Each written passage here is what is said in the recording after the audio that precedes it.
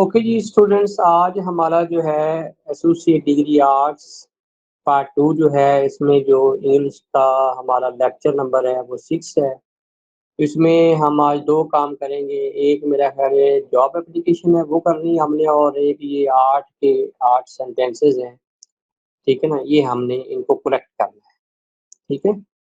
तो करेक्शन करवाते हुए मैं हमेशा यही कहता हूँ आप लोगों से कि आप जो है वो सेंटेंस के ऊपर इतना फ़ोकस नहीं करना। आपने सारा फ़ोकस जो है ना वो उसके रूल्स और रेगुलेशन को समझने पे फ़ोकस करना है और उसको अपने माइंड में बिठा लेना है। क्योंकि सेंटेंसेस अ, ये हो सकता है ना आएँ, लेकिन इससे मिलते-जुलते आएँगे, चेंज होकर आएँगे, ठीक है ना? तो आप उनको करेक्ट तब भी कर सकेंगे जब आपके माइंड में रूल्स एंड रेगुलेशन होंगे। जब आप उसको उसके जो बेसिक आइडियाज़ हैं कि how to correct a sentence, आपको सारे जो है ना वो रूल्स आते हों। तो लिहाज़ा आपने फ़ोकस जो है ना वो रूल्स पे रखना है, ना कि सेंटेंस पे। तो पहला हमारे पास जो जुमला है वो है जी, the population of Lahore is greater than Multan. अब इसमें क्या गलती हो सकती है? आप कोई आइडिया दें इसमें? आप ज़रा फ़िक्रे पे अब गौर करेंगे ना तो आपको थोड़ा-सा पता चल जाएगा कि पॉपुलेशन ऑफ लाहौर, लाहौर की पॉपुलेशन का ज़िक्र है, लेकिन मुल्तान की पॉपुलेशन का ज़िक्र नहीं, ठीक है ना? तो ये फ़िक्रा जो है, ये आउट ऑफ बैलेंस है, यानी कि खराब।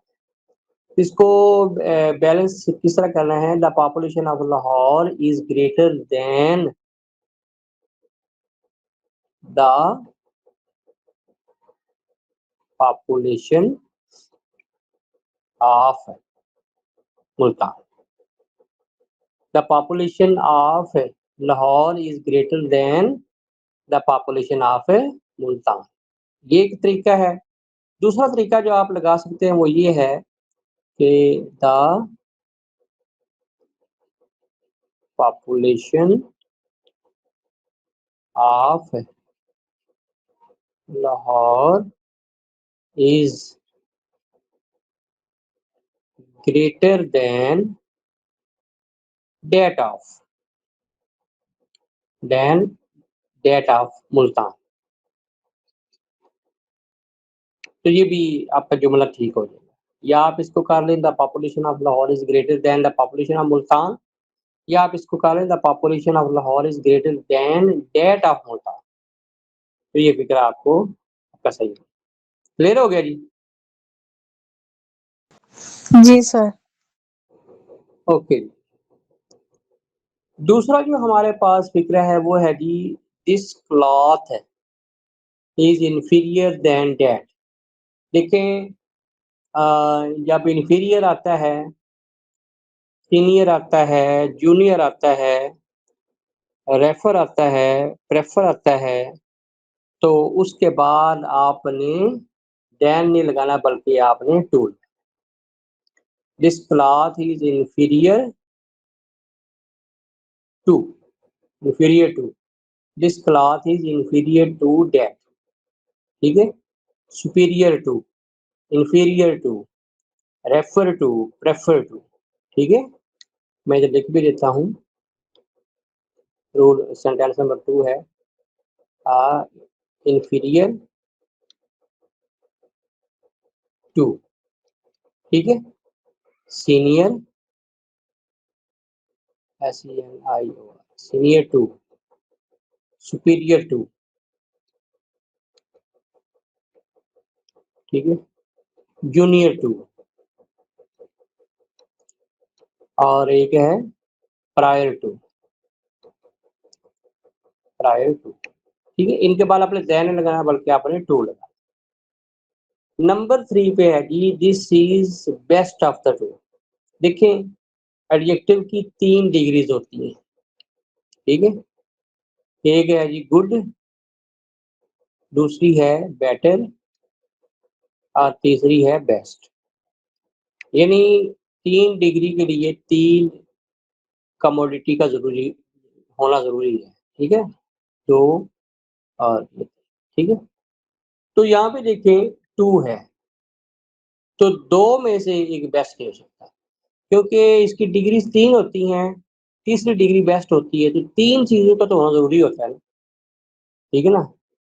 तो इसके 2 तरीके हैं, या तो आप इसको कर लें this is the best of the 3 फिर भी ठीक है।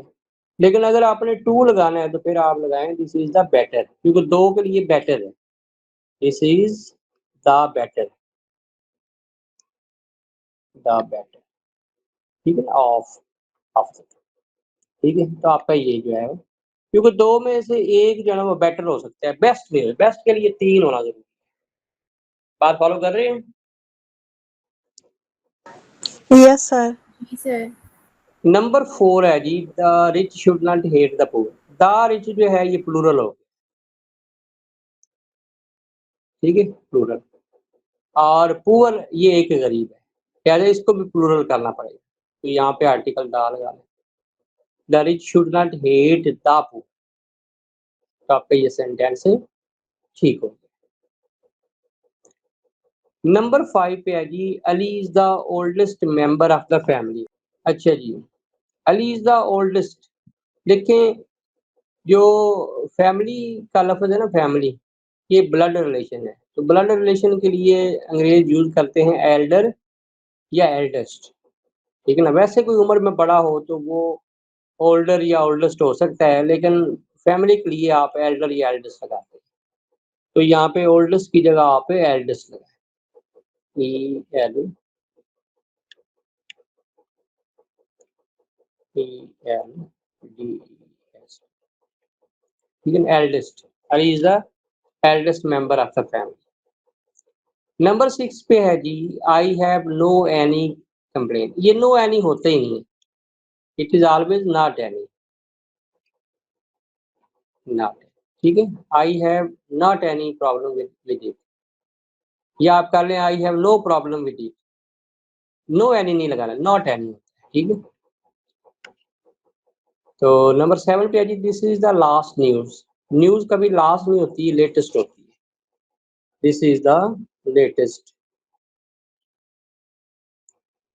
लेटेस्ट न्यूज़, ठीक है? और नंबर 8 पे है जी, a little time I spent there is un. A little जो है वो ना होने के बराबर है, द लिटिल लगाएँ। The little time I spent there is unforgettable, तो फ़िक्रा कीजिए। अच्छा, ये जॉब एप्लीकेशन मैं आपको करवाने लगा हूँ और ये हर साल ऐसे ही आती है। मतलब कि इसमें मतलब कि कोई इतनी ख़ास तब्दीली नहीं। ज़रा-ज़रा यहाँ पे जो लिखा हुआ है ना इंग्लिश टीचर, मैथ्स टीचर की आ सकती है, ठीक है ना? या इंग्लिश टीचर की ऐसे ही आ जाती है। तो ये फ्री के जो है ना वो मतलब कि 15 में से 8-10 नंबर आपके हो जाते हैं, फ्री के। तो इसको आपने अच्छे तरीके से याद करना है, ठीक है?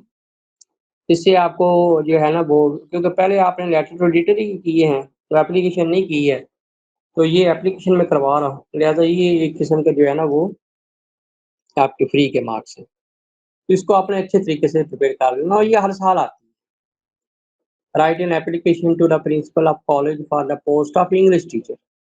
और इसमें थोड़ी-सी अमेंडमेंट करके आप इसको मल्टी एप्लीकेशन बना सकते हैं। अच्छा जी, द प्रिंसिपल, ठीक है?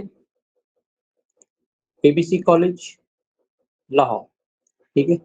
अगर मैनेजर की पोस्ट की आ जाए तो फिर आप यहाँ पे लिख दीजिएगा the general manager, Philips electric company, Lahore.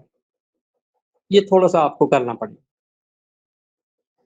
अगर मतलब कि बैंक मैनेजर की करनी हो तो फिर द मैनेजर एचबीएल यहाँ पे, ठीक है? द मैनेजर एचबीएल, लाहौर, ऐसा कर थोड़ा-सा चेंज करना पड़ेगा।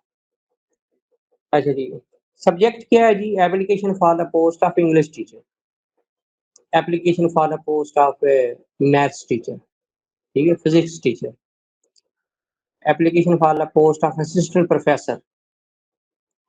तो ये थोड़ा-सा आपको ना इसमें तब्दीली करनी पड़ेगी, जो टॉपिक आए। Respected sir, with reference to your advertisement, बाहवाला इश्तिहार, बाहवाला इश्तिहार, with reference to your advertisement published in daily Jang, जो कि रोज़नामा जंग में पब्लिश आपने एक इश्तिहार दिया था 15 June, in which you invited the application for the post of English lecturers, जिसमें आपने कहा था कि इंग्लिश लेक्चरर्स की कुछ वैकेंसीज़ खाली हैं, तो आप अप्लाई कर सकते हैं। उस इश्तिहार में ये लिखा हुआ है। I would like to apply for one of those post, मैं उनमें से एक के लिए अप्लाई करना चाहता हूँ। माय क्वालिफ़िकेशन, मेरा तालीम एंड एक्सपीरियंस और तजुर्बा मैच टू योर रिक्वायरमेंट्स, आपके अहदाफ के मुताबिक है। I am a young man of 25, I did my MA in English from the university of Punjab as a regular student. Regular student के तौर पर मैंने पंजाब यूनिवर्सिटी में इंग्लिश किया। अगर आ जाए मैनेजर की तो फिर आप कह सकते हैं कि आई डिड माय एमबीए, ठीक है? ये थोड़ा-सा आपको तालीम जो है वो चेंज करनी है। आई डिड माय सीए, ठीक है? Getting highly second division. I have been teaching English subject in a private college for 2 years, क्योंकि ये इंग्लिश टीचर के लिए तो मैंने वो तजर्बा भी उस हिसाब से लिखा है। तो अगर मैनेजर की आ जाए तो आप ये कह सकते हैं कि I have been working as a manager in in this and that company for 2 years. Company का नाम लिख दीजिएगा कोई, ठीक है? I can speak English very fluently, मैं बड़ी रवानी से इंग्लिश बोल लेता हूँ, यानी मैं इंग्लिश बोलने में महारत रखता हूँ। I will leave no stone unturned, ये एक मुहावरा है। लीव नो स्टोन अनटर्न्ड का मतलब होता है पूरी मतलब कुव्वत से काम करना, लगन से काम करना, लगन से काम करना। To work up to your requirement if you provide me a chance to work under your kind control. Kind control, ज़ेर साया, अगर आप मुझे अपने ज़ेर साया काम करने का मौका देते हैं, तो मैं मतलब आपकी रिक्वायरमेंट के मुताबिक काम करूँगा। My documents are attached herewith, documents मैं अटैच कर रहा हूँ। योर्स सिंसियरली, ठीक है ना? ये राइट के साथ थोड़ा-सा इधर हो गया, लेकिन आपने इसको राइट पे लिखा, ठीक है? X dot Y dot Z.